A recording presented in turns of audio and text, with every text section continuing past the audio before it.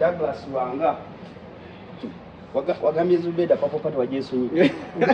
No mind anyumiza Zubeda story. And some people couldn't believe it. Yeah, did you nothing more camera? Yani yankubidde kwele story. Is it really the costs or the stress? Because I've never seen anything that stresses you like papa. When you say yembale ningamba jinyumiza. Katate emu yokka. By the way jinyumiza. Pabakula papa wali balina okunyumya story eyo. Mai nali ku hotel bino simanyi tuugaji watuteka. Bagamba duko yambe muganda wo. Duka yambe muganda. Njukidde yankubidde simu. Gravity. Gravity yangambe yalaba interview. Neyerabe cricket over. Nagamba muve ku ndongo. Si eyo shock kenzo yajja nagamba kanyembe mbe wano. Uncle P ojukira yalina show bayiganga. Ebyanno batebe yali akubatu. Nanze kankube mbe wano. Kati Kidima ajja kuvaani mwe nali ne trip. Angamba Uncle P nayagala kuyimba agende. Mugamba ngate wali bantu agenda kuyimba nagamba ina shendala jukira twali twamwaddeko ka deposit nga nayo manyi Kidima oba mugenda show yaganyidde nkuba nawo girabe tonnya ayimba agenda ne Uncle P we yalinnya ku stage nakuba malamu biki zonna line nekola bweti endo daga chi starting up shembale emisana ongekyenkube tunakiwulira ko what went wrong enkuba siye je bagamba ngono okubira oweno n'oweno ne bakuweereza oweno mboyo tajukira nali mulwadde nasoka n'entambula around ng'etonnya ngamba ejja kulinga ne kye nalaba wali banaye mubere ne bakyali bammwe abakwaga baboyiboya ya Nick omujjukira Nick promotions yadduka bambi nagamba manyi ow'enkuba jjukira Nick avambaali nanoonya ow'enkuba Kidima oba ow'enkuba yamugjawa Kidima muyaye w'ekampala kati omukyalo oyo omuntu gwe tukola neba muyita Mitch yali ojjukira ekibuli kya Mitch enkuba yatonya KFM ekyali kya KFM kati Mitch naga yita akkiriza mu Katonda taloga nkuba his God can't allow him but I want that lady to know because she was doubting these things work we buzanga Colin Vixen yagenda ko Bomber Grounds Hoima actually we try to get the Hoima nankubira nanga dago genda kolera wa nemgamba we going to do Bomber Grounds nangamba bankubise nkuba salinya stage. You're serious? Buzanga Colin Vixen story ya Bomber Grounds. Person is born again tasobola people. Nangambi nkuba yatonya obati yayimba na kuyimba. Nenge misana bajja ne bagamba tujjem tebagala no sente nyingi. I know. Ajja kumyangao nze nange the first time doing events guy yajjao nangamba kanyi bakolera promoter sijja mwogerera linnya tuli bankuba nengamba nedda naawe olimba akasana kakalaba enkuba egenda kuva nemugamba genda omusajja yali yabulirayo bwati 15 minutes later a cloud but you people when you see film tubirabyeko cloud air black anetandika enkuba yatonya. I remember that show ya Mitch and I forgot to tell Mitch that remember Mitch had done a big show, but by then we had Balam, Katie, Abitex, and Bajo. Yes. Like they thought they owned the industry, yeah. So everyone was like, "Ha, Balamwaji muwereza, Balamwaji muwereza." Owuliranga nnyo Abitex sing akola a lot of fun about rain and all that stuff. But rain, I think it's one of the biggest risks for event promoters. You know,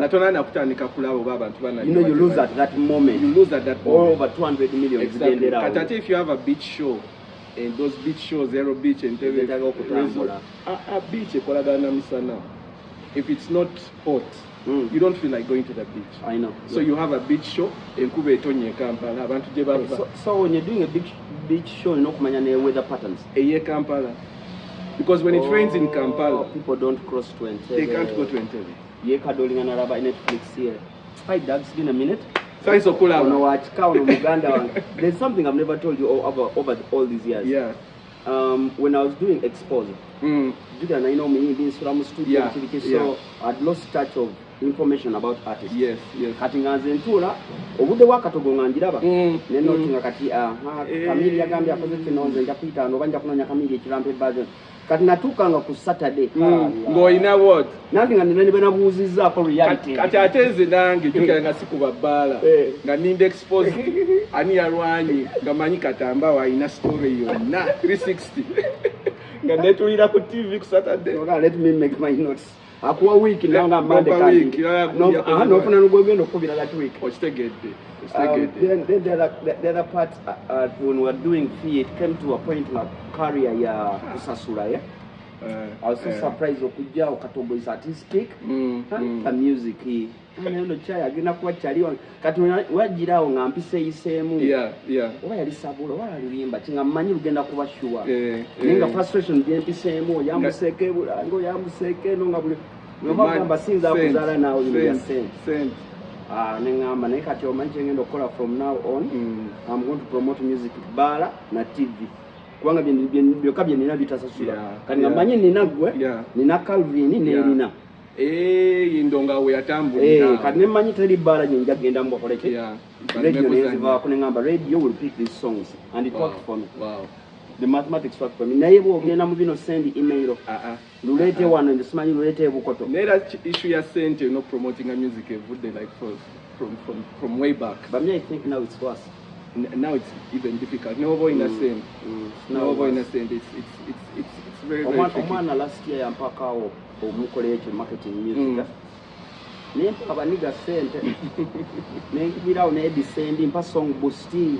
Abira speed neyo. Up to now nenako nyuma. Kwanga budget kali kanene. Era buli omu namukubiranga loud nenkuteera. Banango lima baluza. Paka kati. Baluza nyo balumu. Kati olaba tukola Katamba netandika n'okuba ku masinga bro muniga akyali mu Kampala kale muyiseemu ekiro bwe kale ate bayite akati nkitegedde nayo kikomyawo abasajja tebafreming sabali kagule kasongo pusi nga kubye ku mwendo ogw'ekiro ye kasito ye yayagala mukuba kasita wamuteerako yankyawa naye kirungi naziba wanga like simu tuli wano wetu eyo radio mpadde ono no TV mpadde ono no but how have you been alive ebyange ebinkwatako byonna obimanyi 360 alive nange simanyi byakubuza anyway ankubuze byendoza I want to ask you things that I don't know Douglas, you come to Katogo at a point whereby TV presenters were hot cake. Yes, working on TV was like the in thing.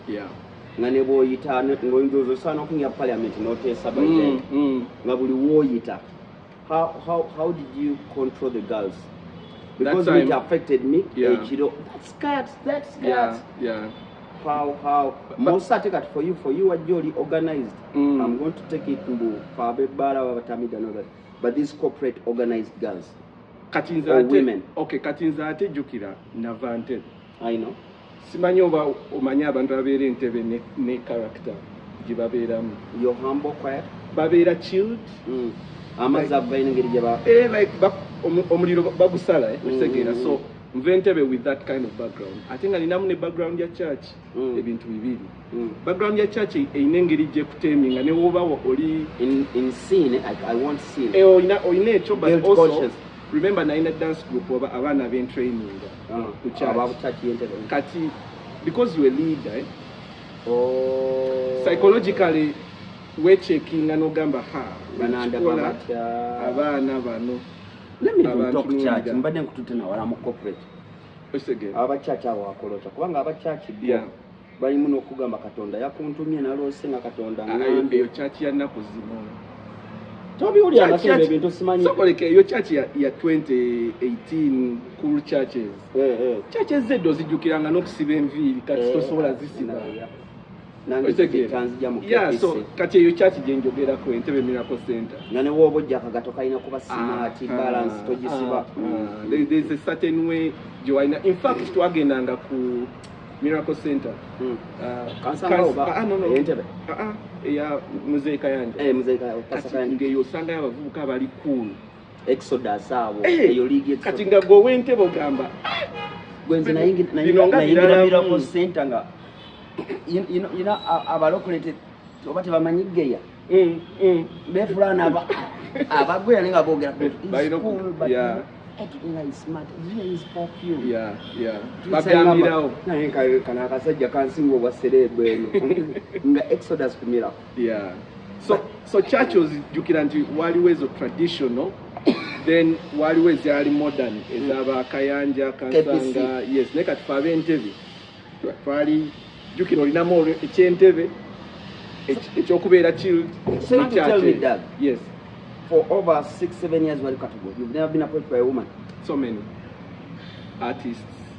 I know. Banji. Nina nange eligize manyine chengamba. Yeah. The no part.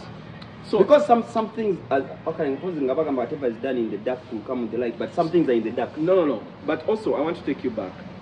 Ojukira nti nakole embaga nga ndi mutoye. Embaga wadira katogo yali undercover nga faba industry 5. It was whispers. It wasn't whisper now. It was katogo byagendo je twatekane ku TV nkitegera bebe nampahama. You remember? Gena masu. So it wasn't whisper. Kati nze njaga kubulira just ebintu ebyanyambako kusala pressure. Because some of those things bikuyambako olina gamba oyo mututi ne waba ali serious ajja kusala sinagarwana n'abantu. Then whenever my relationship liso mmanyi naye yali public figure up to now ate nga si mwangu sino tabana mwangu nga bajja mugamba ate nga bonna abamanyi abasinga nga bajja mugamba daga twamulabye wali ojukira lisawa ba Bridget oyo anti ndamanya yakujira kati ngenda kuleetera Bridget banisha abo people don't know why Nisha chali wange nnyo up to date. Nisha yalinga askari gojo mubuzi. Nisha was close. Yeah, man, it was closer to Lisa. Yes, so Nisha would be like kubanga industry nali sigimanyi nnyo goli mulokole tukola era nga bamu bayita ne Nisha agamba oyo wali omwana omu by the now chali wange yaita Nisha namugamba naye chaliwo Nisha namugamba ne kulabako. So Nisha was like nze nno nga manyi bogenda those random days go out you're feeling comfortable kutula naye no Nisha is like big sister up to now by the way ninga kyone ekibawa kizayi ku base buli takizayi ku base ninga run interview yes Nisha ya run ninga kugamba pawana waliwo yatwala kuba yali agenda na musibisa naye mukiga mu mani this is what we have abantu balina aba big sister kind of people that look out for you, you know, neze kubulira ebintu ebyansalako omuliro ekyentebe ekyakyaki you have to be organized. Nisha katate nkuzaayo nawe nyine oli humble naturally natona nakutuuka awo nkuzaayo emabega nze we nali omuto my dad simanyi kyamuta bulungi naye by all factors ate okuba yafa HIV. You've never said that, David. Never. But yafa ndi mu P7. But manyo HIV wedo bali bamukweka simanya ate. No yali mubi nnyo. Njagala nkuzeeku HIV wedde nnyo. Manyo and white hair, red lips. And the image I remember because my mom and my dad bayawukana. Kat my dad started living in Luweero. Navente yali akola Ministry of Agriculture head office yali Entebbe ne babanza Luweero. So natugamba mu holiday mugende mu kyalirani tata wamwe. Kumbe the man was almost in his last kati when you a kid of let's say P7 oba muto wow that picture tesobola kuva mu mutwe. So makes a lot of sense.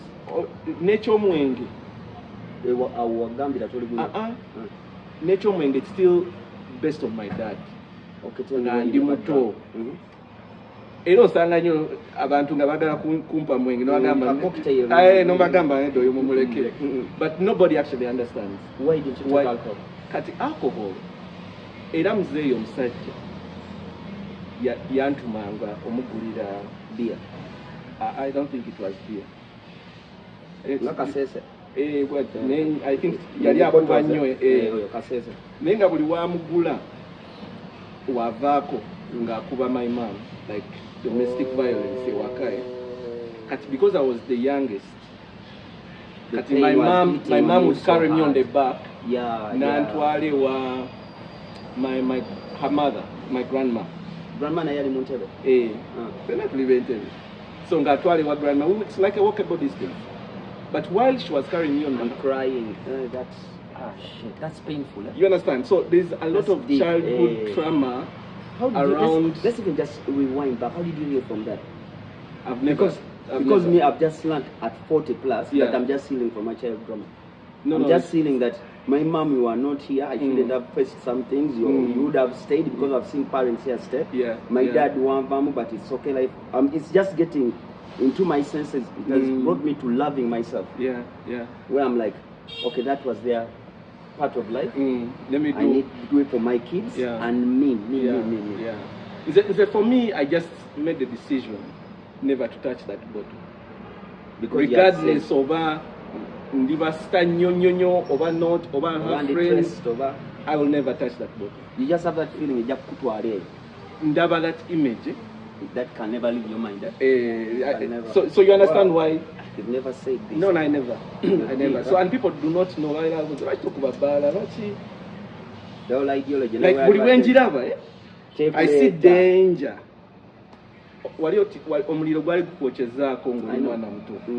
Even when you grow up.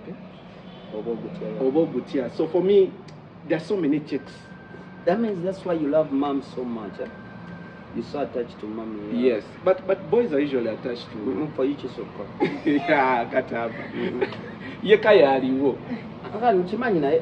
Doug loves the mom. Every weekend I have to go back home. You check on mom and what about mommy. I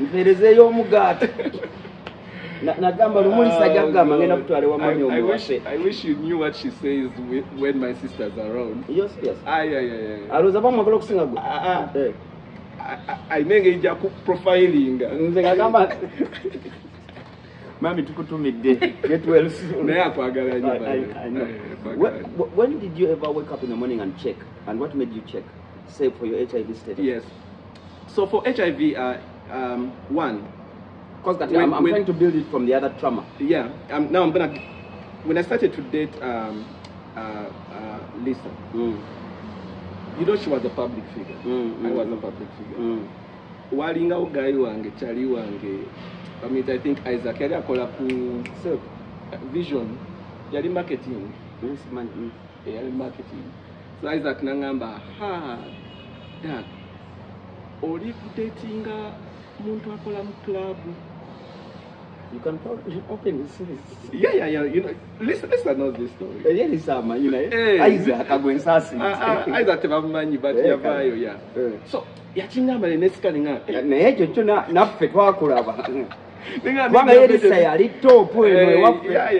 Yeah. But abantu abategerera siriki ennaku ezo erimu bajjuma seeko ba minister bayogera nabo, she's a beautiful woman. Yeah. Come on.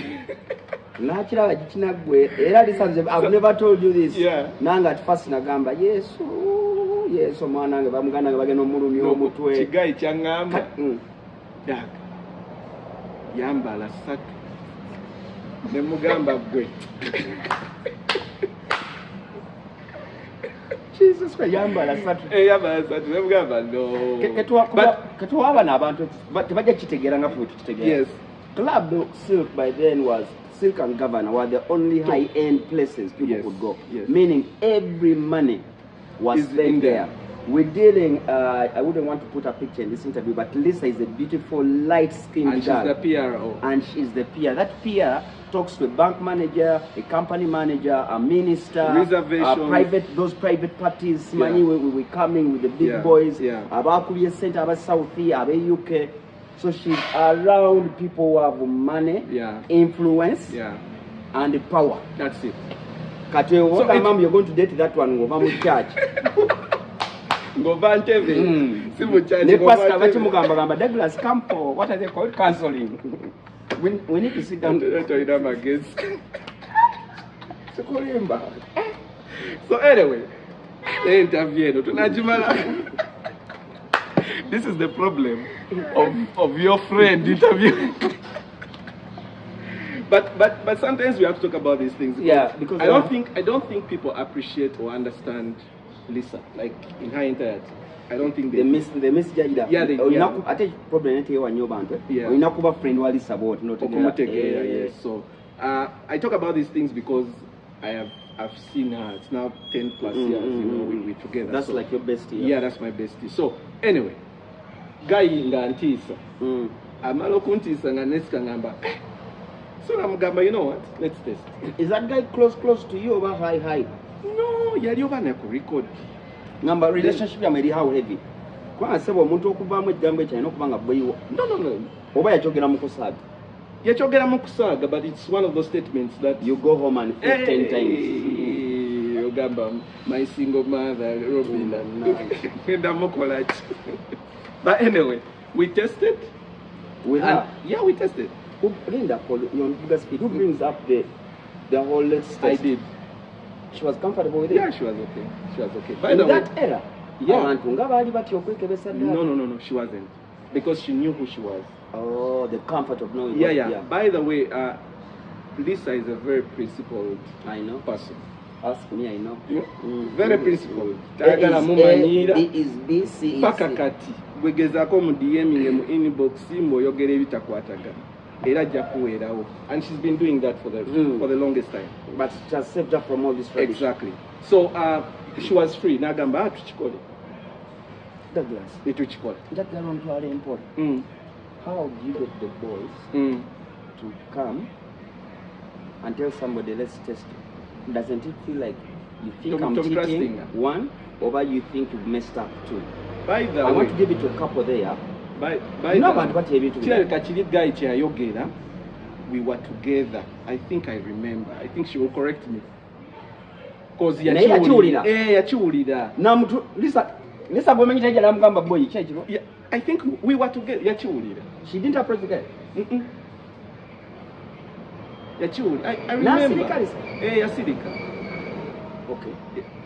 Yeah, we were together. Sorry, Zeka. We were together. Yeah, damo mubuzo yo. Yeah, damo kubaimbukuza.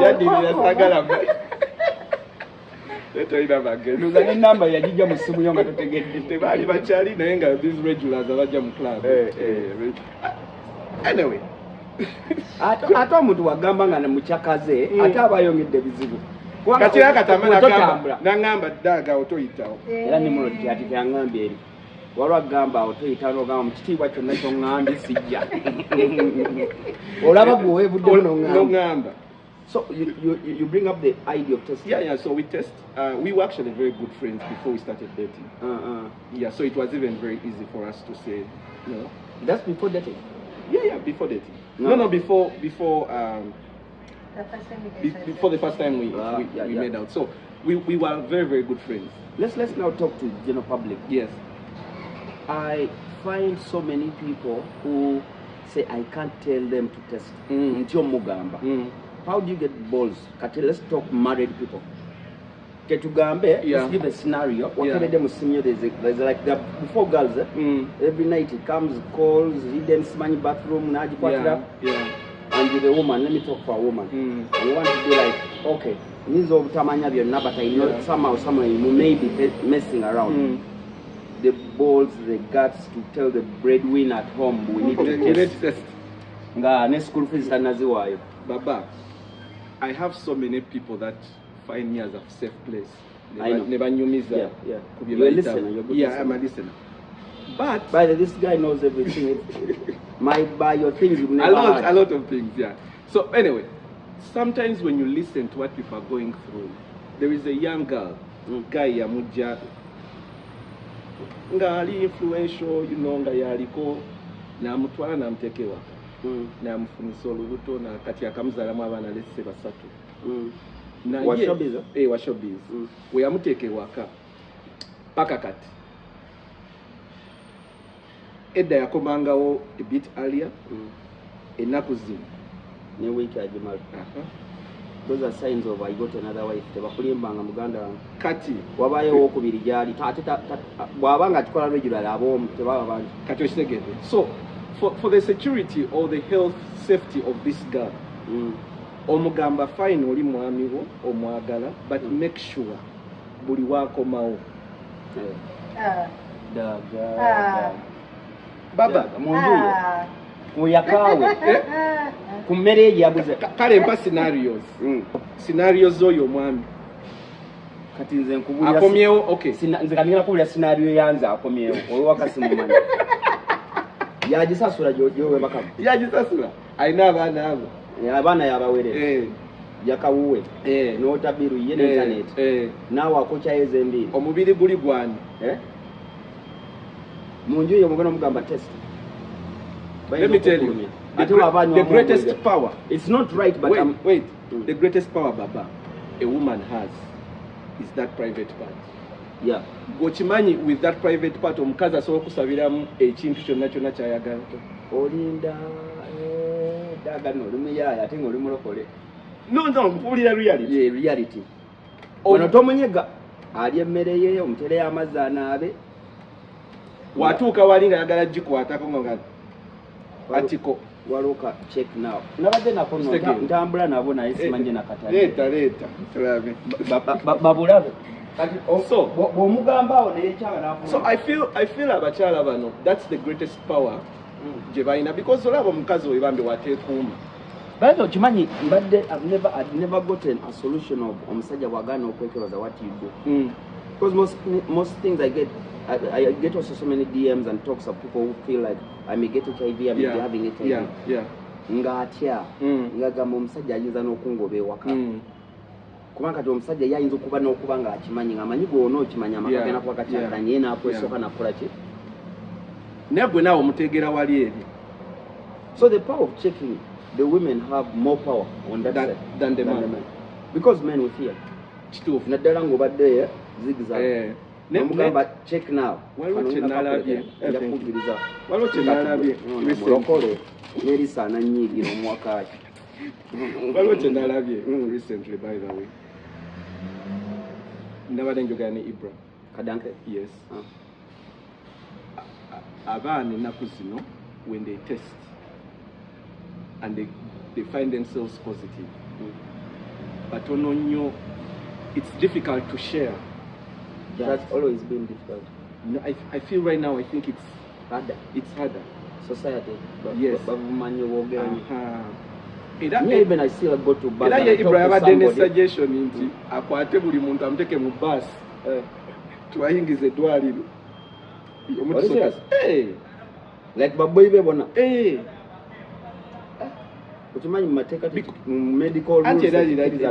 That's what we advise. But I feel the ability to share with that trusted person, they not indicate that gap. But the problem Douglas, the problem is some of us are lucky we had a brother like you.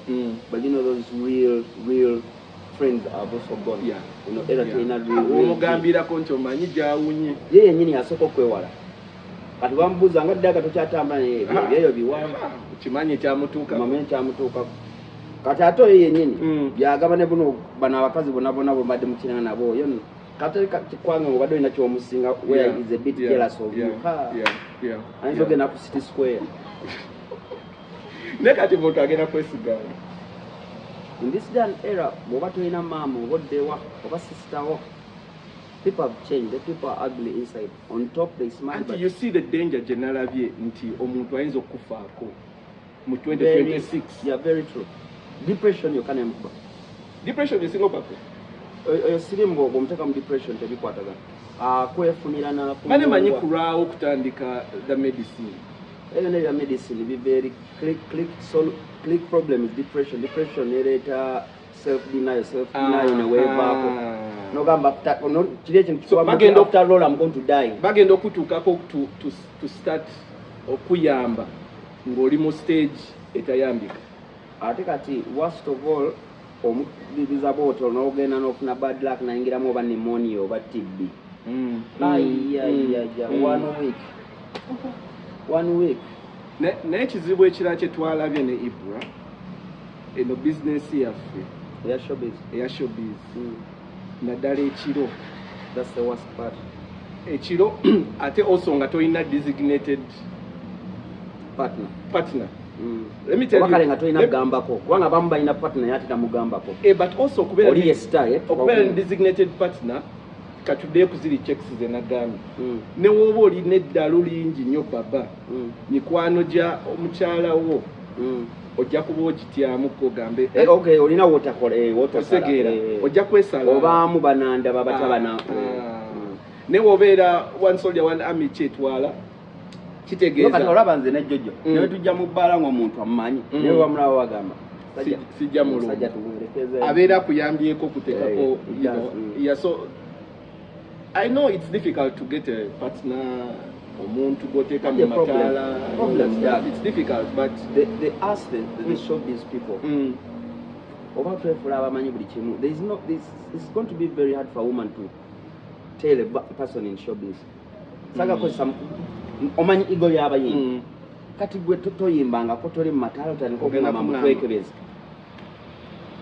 already omukyalwana n'abakazi bakubira waliwo abambuma abali naye okimanyi gwali mu showbiz obeera n'amaanyi mangi okola ki si perception ya society yo bamanyi nti buli ali mu showbiz mulwadde kati gwe wa showbiz w'omugamba nedda I need to test nano wa showbiz atya weyagenda embaale weyagenda embalala weyagenda ekitugumu kati sokoleke wotya obulwadde n'obugaginga munange who did we talk to n'agamba ati ye ekisinga omutestingisa is kaseya testing yali amesinza lot kaseya testing n'amanya ali bulungi kirabo kyakigaginga ye kaseya yekyeka n'amanya ono so yenna muyiseemu ala oli siriba we agamba nti olaba nayite eri bino there are so many things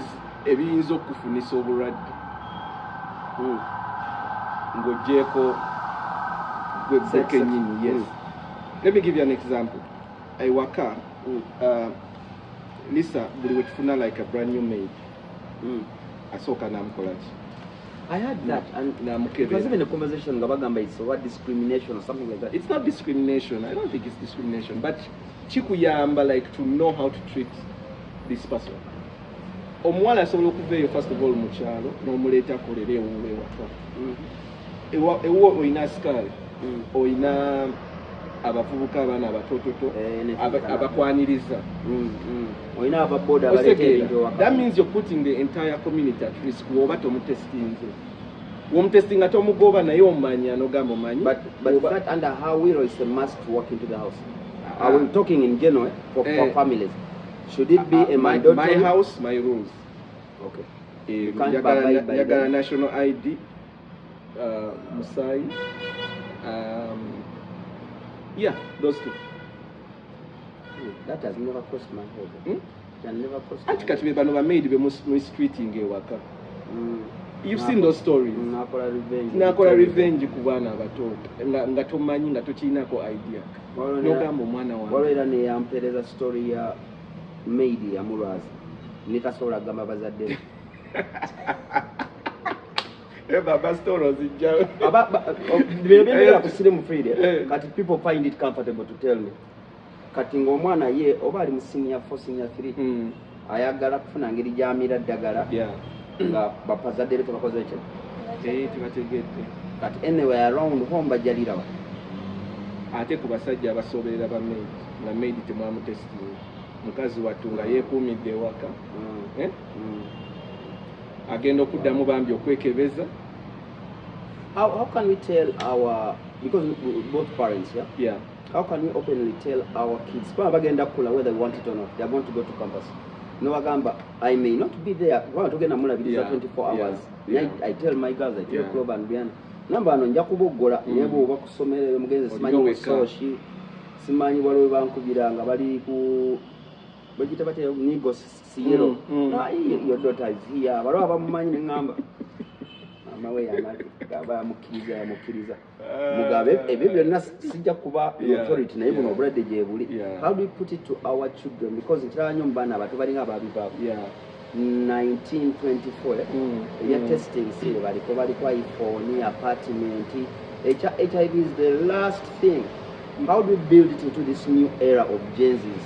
But I know it all. You need to get people who speak to them. Like you. For us, we speak to millennials more. You need to get people that speak to. You need to get Anetanya. Get Tojo, get Etania, get Lenas. Benji, get Viana. I've not seen anybody use this generation to speak such messages. Kyogedde kituufu babina engeri gye batulabanga mmwe muli bakulu ebyammwe byali birala babayita new stock kati bano kiraba nnyo n'abayimbi nga balwana bino talo za bebe ali musimanyi kati eno generation yammwe mu mutwe neŋŋamba mulowooza generation era kigenda okukyuka mu omusana gujja kuva eno guddeede give it time teri nnyo kikyuka. So these campaigns have to be, we have to curate campaigns as speaking ku baana abo benyini because nkola kiro ddaga what I'm seeing teri kinnumanga baana bali mu myaka gy'abaana bange baba twagenda ne Richard Han one school sijja joge and then Emma Manyo akola skills clinic nakola presentation about skills clinic biki bye tukola biki we yamala n'awaayo buno obustika n'ekyobupapula mu baana bawandiikeko questions abaanooza bawandiikako questions number you look good I need a date with you and the worst part simanyi wabazadde mulabye proms zibadde ku internet when those kids play and put on clothes mumwalabye abaana ku prom ng'olabira ddala abaana boolengera ebigoloobi nga tolina ngeri tuyinza gamba mbu ali mu nze nagambye tusaasire ba teachers ku masomero. I swear teachers go through the biggest temptations. I'm telling you. Most teachers are pedophiles. They like when you look like a child. When you look like a grown-up, when you made. No, but this looking like a child. They like msumi sababu wakwana mwana mwala. Ayagala kwaningo yafanananga baby. I promise you. You see, even up to now, I still have a baby face. All the schools I went to, students parents about one. Teachers. So misa. Okay, but still, nze ngamba nabo balina a bit of temptation kubiriwo and how the kids conduct themselves. Nti kale tuyinza oba blaminga naye maama. They are also flesh and blood.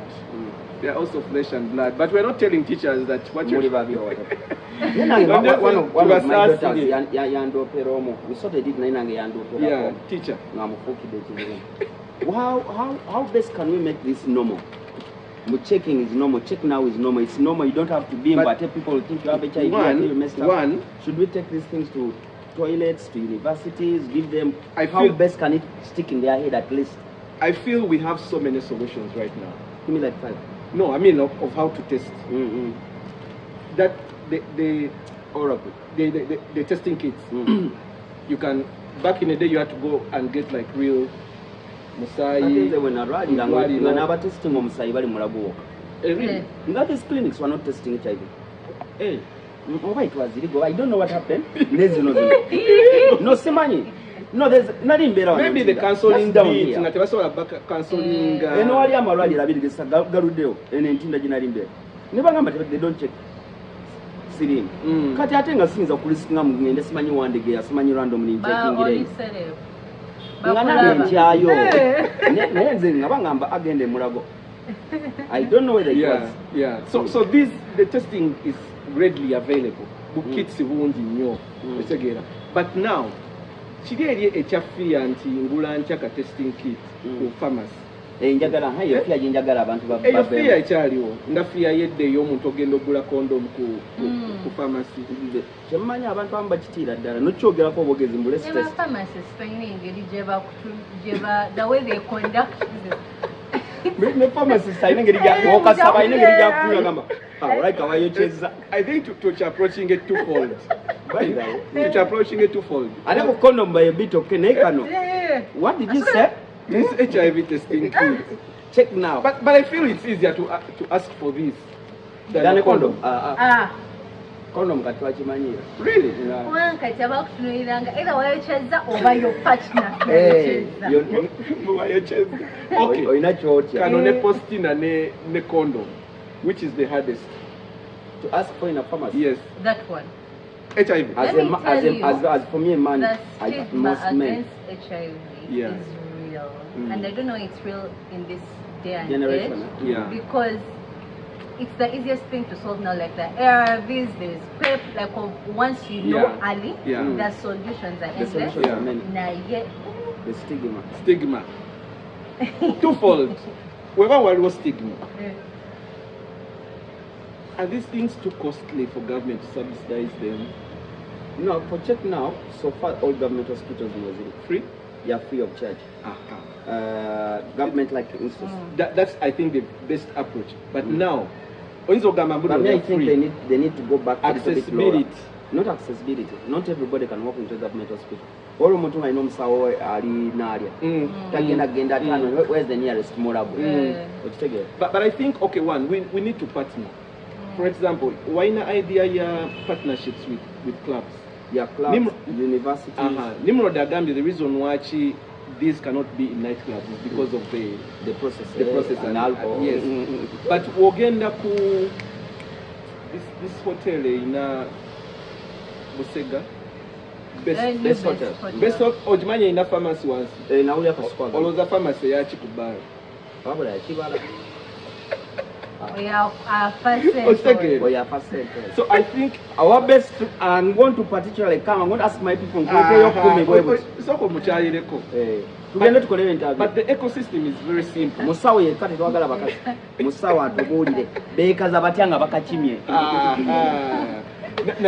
Baba Brody, mukazi yakachimba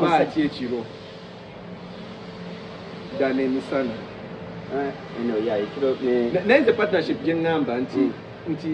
every a strategic night pharmacy. Oh yeah. But take a health.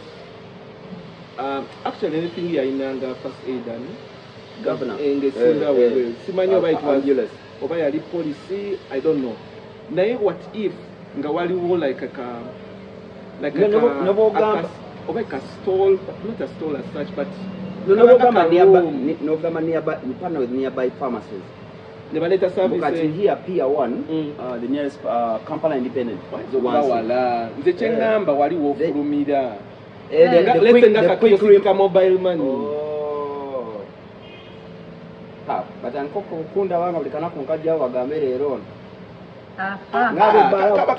Katunde nebirala katunde head. Eriyo mutwe katomanya chichen. Nenga undercover. What I'm saying is omuntu onafuluma at risk places nga mabala wabawo reminder because nga Nimrod Wagambi afuluma omuntu ebbala navuga n'alinya boda n'omukyala n'agenda ewaka takuze testi ewaka looza alinayo condoms talina condoms musajja watu Nimrod Agambi embuno yabala ekiro kiramba system yagana. But those are few people that have that level of self-confidence. I never thought of that. Okawanga ebbala ne baba nabo mu office olyosi kabu ka health office agenda mu si office yebbala otakomeba n'abantu abatunda bubblegum ekiro bano babinyeebwa bubblegum sigala ne baba those are the people you empower. Actually that's the right thing to do. How do you remove the factor of them being free? Tebabutunde. That's another problem. But if let's solve accessibility. Let's solve accessibility. Never tunda because omuntu avde mu bbala bamanya kyonna ina ne bamuwa free n'akatonda ettaano. Yes. Omutwalo tegusala. Omuntu ebbala 15 okimanyi nze leero bwe gusoose okukitegeera mu these are free in government hospitals. That is true. So I know there are so many people. I think there are so many people that don't know. You use English, you use Uganda. Test kits no zili mu government hospital mu Uganda yonna bw'abeere bakayita check now kelera kati. Translate for somebody there. So bakayita check now kali mu buli government hospital buli ddwaliro lya government ate nga kabwereere. Munda mulimu opapula mu osobola okujjayo bubiri. since bwabwere osobola okay fine mbadde manyi buli oyagala munda mulimu endagiriro tetwagala kugula naye munda mulimu akapapula kaliko oluswayiri oluzungu n'olunyankole n'oluganda so osobola okusoma ne munno oba weka wowulira nga otagaddemu nnyo so mugende mu bukozese toyina excuse mu 2026 lwaki ogamba tewamanya lwaki ogamba nti tugambe nti tolina kubanga nze neŋŋamba kale singa bwaliwo era Ibra bweyakyogedde neŋŋamba waliwo ebintu bye tutwala a bit lightly. I'm even surprised Ibra tatambula kiro yakirabye.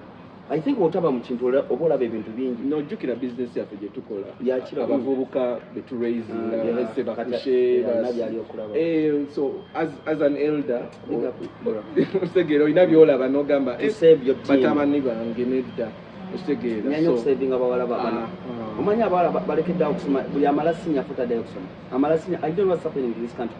Soma biki? Your voice is passing.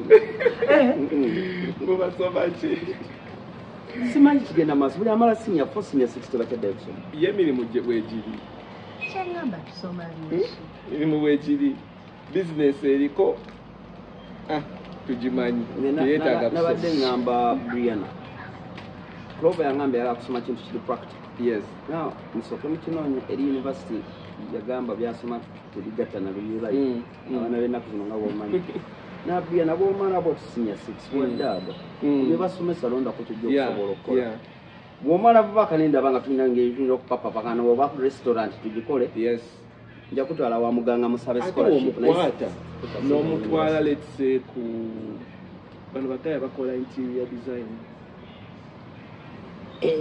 babisomera we no ngamba like you get one company ekola interior design gomanyi sente ziri mu interior design no nkitegedde naye simanyi wabisomesa anti they are not that's the problem in somebody's company. Let me tell you, I think an art that has been lost on people these days is internship. 50% of people that are working in government now for that internship. So most of the times when our parents used to finish school, they would offer free facility. Ate nga n'abazadde nabo ennaku ezo bakyakkiriza mu internship so nga kwa transport nakwa n'ebyokulya nakwa n'ez'okwambala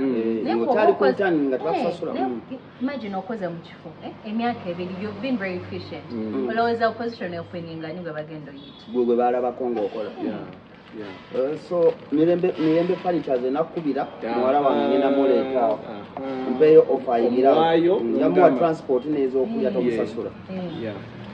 So that's the best way to go. Mulimu ali one actually. Wiki bedding. Is it this side of Mtunda? You have like the number. And you're talking about it out here in the I didn't have. So Checho, family is good back to me there. That is fine. I got worried when they left because you're a family man. Like this man, you leave work, he goes home. Are you okay? You call him in the morning, he's home. You're driving somewhere, the sun is calling. Daddy, the bicycle now, it has not turned very well. But where can you imagine? That's how close it is. Like omwana okubuuza just akagaali amutawanja neziweranya Daddy, I'm going to sleep before I see you. Nangamba tebalimu. Oba nagamba nisha nagwe nagamba ngamba omunigo omuyite nga waba yiso waba yiso batabayisa gwe wefuula ayiseewo. It's not outgoing. Emikwana inanga basatu bana. By the bantu bamanyi ekintu ekyo. Like Taataa yes, keep it to few people. And then say in a very unreal public. You're cutting off. Actually, my mom is, I think, his best friend. He does not. I'll tell you the father of fear. Oh yes, no. Check now. It's better okumanya okusinga okunya eddagala okubonaabona bakuvuma essirimu mu obulambo bwonna. Kino kikuyamba ziddakiika 5 zijja kuyamba dakiika 15 zijja kuyamba obulamu bwo bwonna. Ate toteekamu na ssente awe wali ne science ogenda mu government hospital yonna okeefunire we concluding totyagamba muntu wowola tolishuwa tolabisa maaso. Yes. musajja gwe omukazi ne waaba afaanana nga Zari mugambe tusooka kwekebeza musajja gwe omusajja ne bwaba afaanana nga ani Bebe Cool oba Dikenzo mugambe tusooka kukola ki but also ne bw'oba ng'oli mufumbo because HIV naye increases mu bantu abali married okitegeera so n'oba oli mufumbo gamba daddy kambugule mbuteeke by the bedside once in a while especially abakyala mu abalina ekyo kimafi ekyo ozuuka ku makya n'ogamba ku weekend n'omugaa daddy soko gye in my head is not sitting well omusajja tayinza kulaba bubi nope. I think it depends on how you bring it and the relationship something that has helped married women is the annual checkups. So what you married do, women like do annually checkup. What you do is instead of doing an annual checkup, you do 2 checkups in a year. One now, in the middle both of the partners. year that is not as elaborate, and then one at the end of the year that is as elaborate. So checking in more pressure and even our campaigns. Chiringa medical. Yes. Like so a family thing. Want to take out chibao. Because all of them even if it's going to gender in society was tetugenda even namuwongo tetugenda gamba tushekinga sitting hypertension nganze bagenda for medical checkup also sitting na you don't bring it in sitting in particular bagamba tugenda kukebeza sitting teragenda kulinya oleto obugere ngokebera sitting muzengenda kwebaka nawe obo yo positive negative that's that say it again omuntu nagamba musoke twekebeze wali omuntu najja n'agamba wali bali mukebera siri nonkulaba ngogendawo tolina mboozi naye oba ngambye oli muraije buli muntu akwata kana akantu oli abaamulaba agamba ononno mulwadde yeyo stigma gyenjagala I don't know how we can fight it but kibi nnyo like time twagendanga ennyo ku IDI dafanga nga DMs ngera abantu bagamba dago walwala ddi wano wantwalanga ku ddwaliro oli serious I swear on the living God traumatizing anyway no of course sure I'm telling you kati oli wabanga toli solid strong no, I asked him whether traumatizing. It's traumatizing some people I'm meeting in any area. Ogeno kuyambu bali bamwogeddeko twatudde butuuza awo wanda bakwatagana nnyo bamikwano nnyo tegeeza kakabaga tube wani mwebale check yourself